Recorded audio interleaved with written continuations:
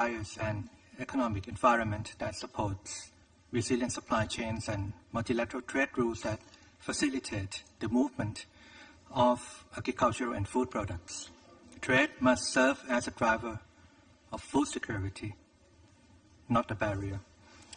And Thailand therefore supports a fair, transparent, and resilient trade system that enables efficient food distribution, especially during crisis, and welcomes the Pact for the Future for renewing momentum toward ending hunger through more resilient, inclusive, and sustainable food systems for all.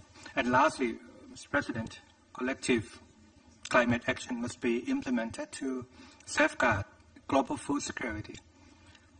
Climate change is a defining existential crisis of our time, a borderless threat multiplied that is speeding up and devastating global food systems, cripple harvests, disruptive livelihoods, and breaking supply chains.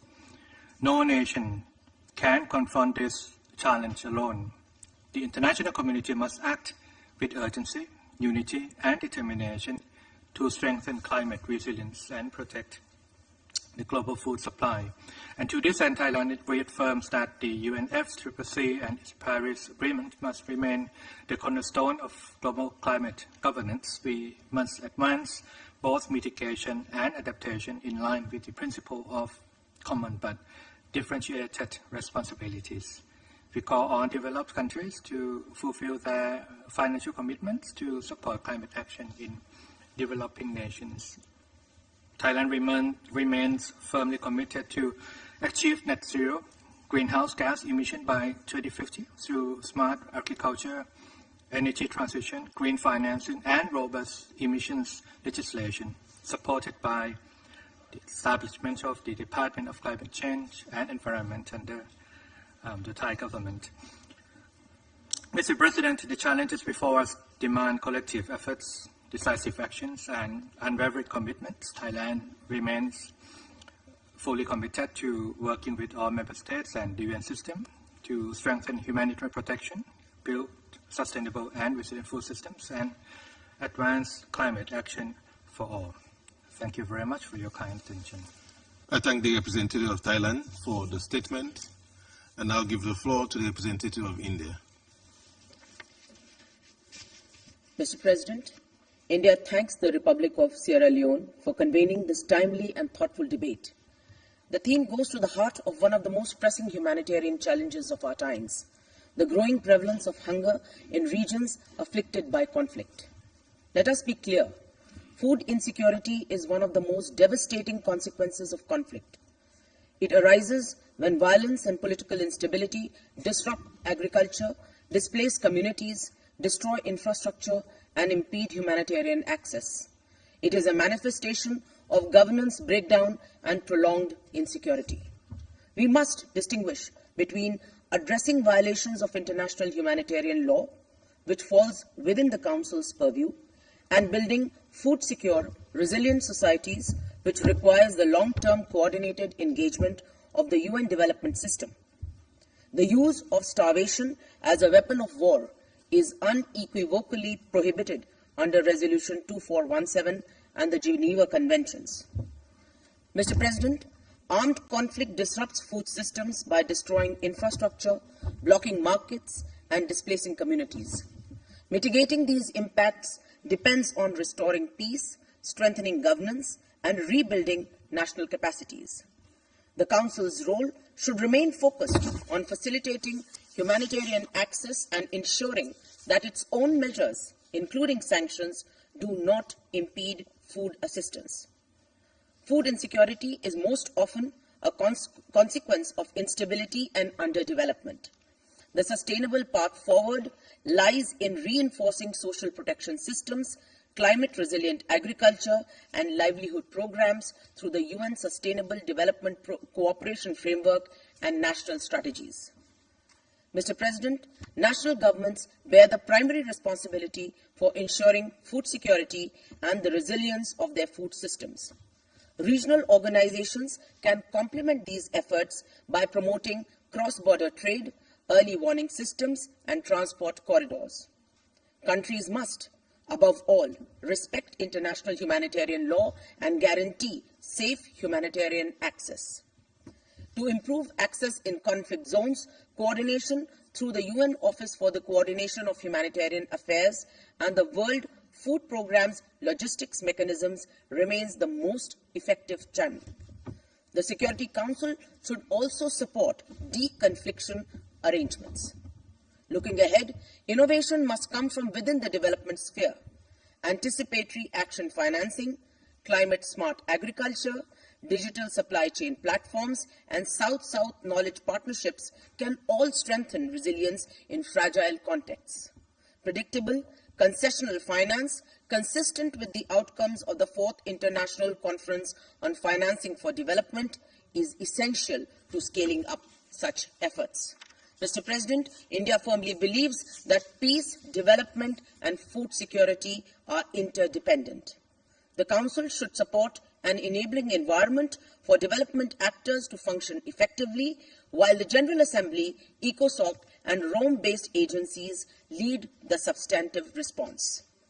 In reaffirming its commitment to multilateralism and solidarity with the Global South, India calls for renewed trust in the UN development system, which is best equipped to ensure that every person in every nation has access to safe, nutritious and sufficient food.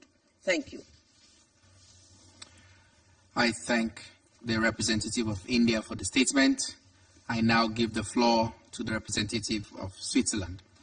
Merci, Monsieur le Président.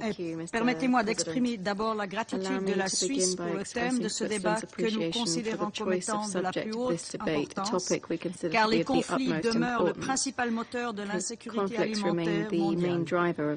Les récents événements dans le territoire palestinien occupé, au Soudan et ailleurs, rappellent l'urgence de cette question. Les résolutions 2417 et 2730, cette dernière ayant été introduite par la Suisse l'année passée au Conseil, condamne les entraves illicites à l'accès humanitaire ainsi que l'usage de la famine comme méthode de guerre. Je souhaiterais mettre en avant 4 points essentiels.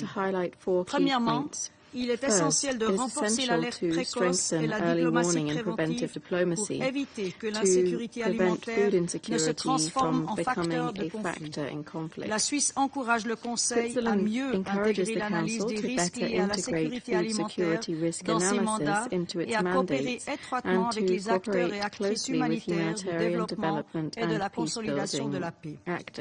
Deuxièmement, nous devons redoubler nos efforts pour garantir un accès humanitaire rapide, sûr et sans entrave et protéger le personnel humanitaire comme le demande la résolution 2730. Garantir un accès durable et continu exige aussi de renforcer les capacités locales, communautés, agriculteurs et agricultrices et organisations de la société civile.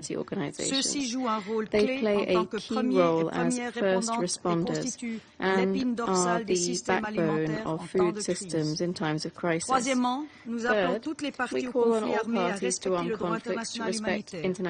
Il est essentiel de renforcer la responsabilité pénale pour des violations du droit international humanitaire et contribuer ainsi à leur prévention. Les États ont l'obligation d'enquêter sur les violations graves et de poursuivre les suspects. En ce sens, nous rappelons l'adoption en 2019, à l'initiative de la Suisse, d'un amendement du statut de Rome criminalisant l'usage de la famine comme méthode de guerre dans les conflits armés non internationaux. Nous appelons les États partis qui ne l'ont pas déjà fait à ratifier le statut de Rome et cet amendement contre la famine.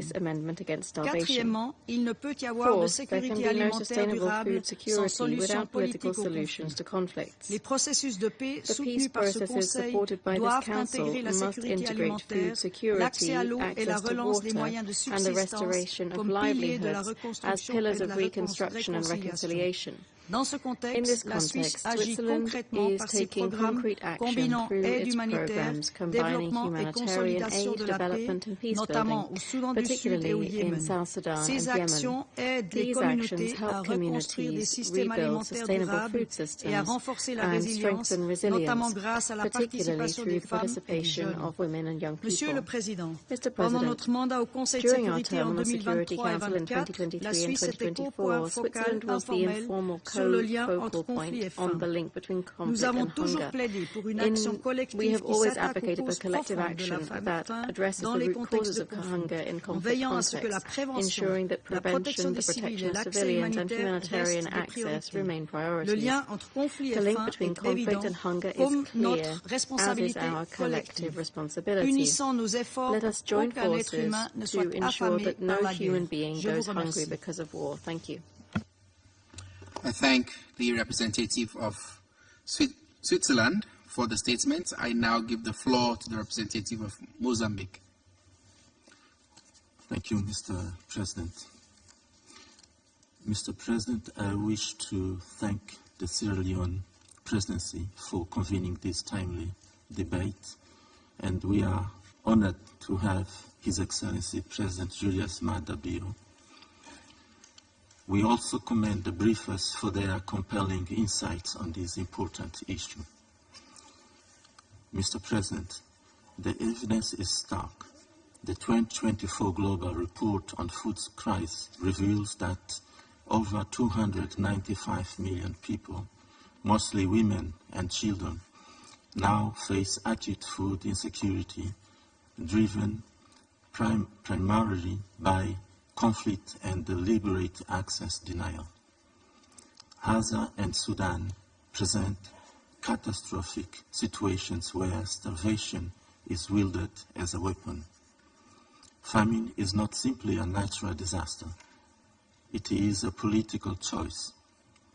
It results from access denied, entitlement withheld, and power and funds misused. Mr. President, the law is unambiguous. Resolution 2417 condemned starvation of civilians as a method of warfare and the unlawful denial of humanitarian access.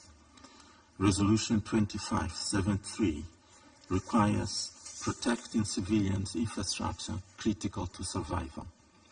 What remains ambiguous is not the law, but our collective will to enforce it. Impunity, not legal clarity, is the problem. We know the four world logics generating hunger. First, destruction of productive assets. Second, forced displacement of farming communities. Third, territorial control shocking supply chains. And lastly, cynical instrumentalization of food as leverage. Preventing famine, therefore, requires not merely humanitarian response, but fundamental governance reforms linking health warning to market access, safe mobility, and livelihood diversification. Mr. President, Mozambique proposes 5 concrete steps. First, operationalize Resolution 2417. We need to ensure regular, disaggregated reporting on access denials, market attacks, and crop cycle disruptions. We need to apply targeted sanctions and listing against repeat offenders weaponizing hunger. Second, embed food security in peace processes. Require all ceasefires and political agreements to include explicit provisions such as demining agricultural land, reopening of crossing and mills, and protection of water and energy infrastructure. Third, protect humanitarian space. Make unimpeded humanitarian access a mandatory benchmark in all council products and penholders' language. Fourth, support African initiative, the need to finance implementation of the Kampala Declaration, expand homegrown school feeding, and de-risk intra-African food corridors. Fifth and last, reinforce 100% accountability by preserving evidence of starvation crimes, support competent investigative and judicial mechanisms. Mr. President, in conclusion, food insecurity is both consequence and cause of conflict. The world produces enough food to feed everyone. those people still starve in 2025 is not a failure of agriculture, but a failure of humanity, law, and political will. This Council bears a special responsibility to end that failure by speaking with one clear voice. I thank you. I thank the representative of Mozambique for the statement. I now give the floor to the representative of Romania. Thank you very much, Mr. President. Romania welcomes today's open debate on the nexus of food insecurity and conflict, a pressing issue that demands our collective resolve and urgent action. We thank the briefers this morning for their overviews and praise them in striving to find solutions to the challenges posed by food insecurity triggered by conflict. Given that conflict is the main driver of food insecurity, the topic deserves a proper consideration of the agenda of the Security Council. Romania aligns itself with the statement delivered by the European Union and would like to offer some complementary reflections. Addressing food security requires sustained, conflict-sensitive strategies that extend beyond emergency aid towards fostering resilience and recovery. Food insecurity, both a root cause and a perpetuating factor of conflict, is not solely a humanitarian or development challenge. It is a security imperative. When food systems collapse, the risks of escalation, displacement, and state fragility intensify. Integrated food system resilience into peace-building and stabilization efforts is essential. We have heard the call from the second UN Food System Summit, stocktaking, which was held in Addis Ababa in July this year, to accelerate collective global action towards transforming food systems into engines of sustainability, equity, and resilience. In this vein, we look with appreciation at the high-level meetings on agriculture in the framework of the Africa-European Union Partnership. Mr. President, Africa is the continent with the highest concentration of food insecure countries in the world, with a prevalence of moderate or severe food insecurity of 58% of the population in 2023, according to the Food and Agriculture Organization and the World Food Programme. Africa is a priority for Romania's international development cooperation policy for 2024-2027, showcased by the Platform for the Future of Africa through Peace, Education and Development, with an annual financial allocation of at least 17% of our ODA. With its robust agriculture sector, Romania remains a valuable partner for African countries by offering scholarship for African students, by developing projects in agricultural technology transfer, by providing equipment, fertilizers, and knowledge on soil management, and by scaling up exports for wheat, maize, sunflower oil, lamb meat, and other essential foodstuff to African countries. Romania contributes to the continent's food supply by building and strengthening its resilience. This is a long-term commitment, and we are willing to do so in the future. Romania advocates for global action to end hunger while promoting peace and security. Weaponizing food violates the principles of human rights and international law, with considerable ethical implications and long-term consequences. As a nation in Eastern Europe, Romania is acutely aware of the effects of wars and conflicts, not only in past centuries, but also nowadays, when faced with the consequences of the ongoing Russia's war of aggression. This war has disrupted Ukraine's critical grains export, triggering food price inflation and exposing supply chain fragilities that affected and continue to affect millions across the world. And, Mr. President, I would just would like to welcome the remarks this morning by the President of the Sierra Leone and the President of the Security Council regarding the impact of the Black Sea Grain Initiative as a platform which was meant to combat the food insecurity. And with that, I thank you very much. I thank the representative of Romania for the statement. I now give the floor to the representative of Brazil. Monsieur le Président, je remercie la Sierra Leone d'avoir convoqué ce débat we would like to thank Sierra Leone for convening this open debate on this issue of overarching importance for the international community. I'd also like to thank the briefers. Brazil supports the statement to be delivered by Guinea-Bissau on behalf of the community of Portuguese-speaking countries. When President Lula was elected, he affirmed that our most urgent commitment is to end hunger. This commitment extends beyond our borders and is a long-standing pillar of Brazil's foreign policy. The state of global food insecurity, in particular in conflict-affected countries, is alarming. According to the 2025 Global Report on Food Crises, over 295 million people faced high levels of acute food insecurity. This marks the sixth consecutive year of increase. We cannot ignore the broader verdict delivered by the 2025 Sophie State of Food in the industry report 670 million people still go hungry and 2.3 billion face food insecurity. These figures reflect a collective failure of the international community. In Gaza and Sudan, inter alia, we've seen the use of starvation as a method of warfare. C'est inacceptable et ne doit en aucun cas être normalisé. Relever ces défis est impossible sans une véritable coordination multilatérale. En 2024, le Brésil a lancé l'Alliance mondiale contre la faim et la pauvreté, une coalition qui compte aujourd'hui plus de 200 partenaires, dont 105 pays. L'Alliance vise à soutenir la mise en œuvre à grande échelle, sous l'égide des pays, de politiques publiques éprouvées pour lutter contre la faim hunger and extreme poverty, including in conflict-affected settings. Elle cherche à mobiliser la volonté politique, les financements et les connaissances financing autour d'un objectif commun, l'éradication de la faim et de la pauvreté. C'est la seule guerre dont nous pouvons tous sortir victorieux. Mais pour y parvenir, il nous faut affronter des vérités dérangeantes. Nous devons réorienter nos priorités en nous détournant de la militarisation croissante et en investissant dans les systèmes alimentaires durables, incluant le développement et la protection sociale.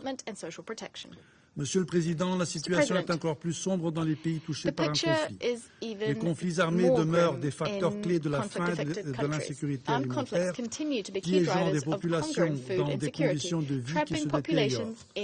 Relever ce défi exige une action internationale et une volonté politique forte. Le meilleur moyen de prévenir la faim et la malnutrition à long terme est de renforcer les capacités nationales à prévenir les crises et à réagir aux chocs.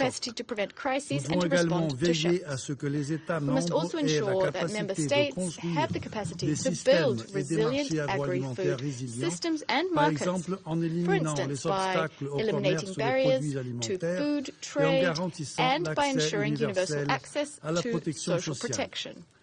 Nous avons également besoin d'une large coalition d'acteurs engagés dans la préservation et la promotion de la sécurité alimentaire. Les organisations régionales et locales telles que l'Union africaine et la CPLP, qui possèdent une connaissance approfondie du contexte et de la dynamique des populations des systèmes agroalimentaires touchés, doivent être associées à ces discussions. Des financements doivent être mobilisés à grande échelle pour répondre aux besoins urgents et aux vulnérabilités structurelles. Monsieur le Président, le droit international humanitaire interdit formellement la famine des civils comme méthode de guerre et accorde une protection spéciale aux biens indispensables à la survie de la population civile, notamment les cultures vivrières, le bétail et les autres ressources essentielles à la production alimentaire. Les violations répétées telles que celles observées en Palestine, contreviennent à notre engagement collectif envers le droit humanitaire.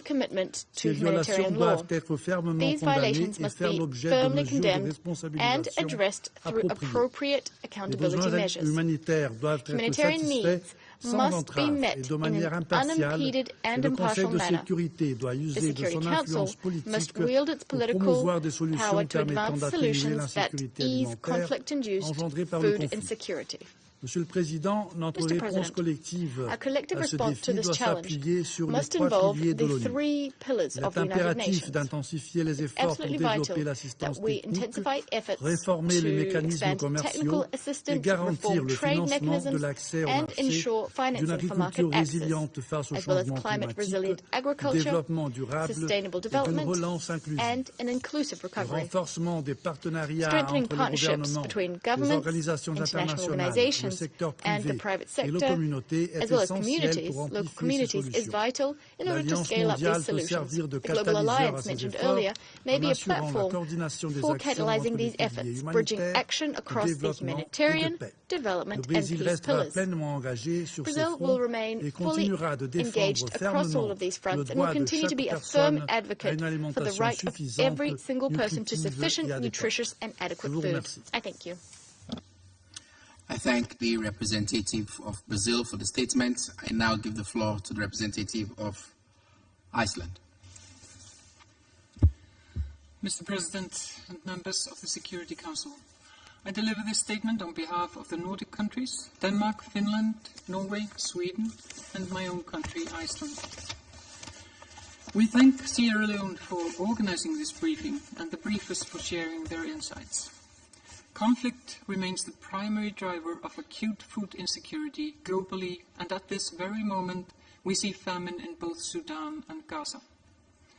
This is not new, sadly. We have seen these or similar conditions in Gaza and Sudan since 2024, and in South Sudan the risk of famine looms yet again. This is not due to insufficient food. These are man-made emergencies driven by conflict, and all steps must be taken to prevent further catastrophe. The situation in Sudan is extremely dire, with 2 regions now enduring a famine that is at high risk of spreading to multiple other areas.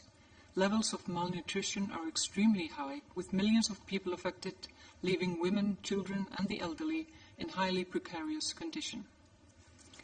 According to the 2025 Global Report on Food Crisis, more than 295 million people faced acute hunger last year, notably in Gaza, Sudan, South Sudan, Yemen, Haiti, and Afghanistan. This is a sobering figure that highlights the urgent need for action. Mr. President, the Nordics applaud the tireless efforts of UN agencies and humanitarian partners in Gaza, Sudan, and elsewhere, who continue to deliver in extremely challenging circumstances. The UN and other humanitarian organizations must be fully enabled to deliver humanitarian aid, including food, to alleviate the suffering of civilians. The Nordics urge all parties to armed conflicts to fully comply with their obligations under international humanitarian law and to ensure full, safe, rapid, and unimpeded humanitarian access, and not to deprive civilians of objects indispensable for their survival. We remind all parties to conflict that Resolution 2417, which was unanimously adopted by the Security Council 7 years ago, strongly condemns the use of starvation as a method of warfare. It urges parties to armed conflict to protect civilian infrastructure and ensure the proper functioning of food systems and markets. It is important to remember that hunger itself can fuel conflict, perpetuating a vicious circle of instability and violence. Breaking this cycle requires ensuring predictable humanitarian access to reach those most in need. Furthermore, it requires protecting civilian infrastructure and safeguarding the proper functioning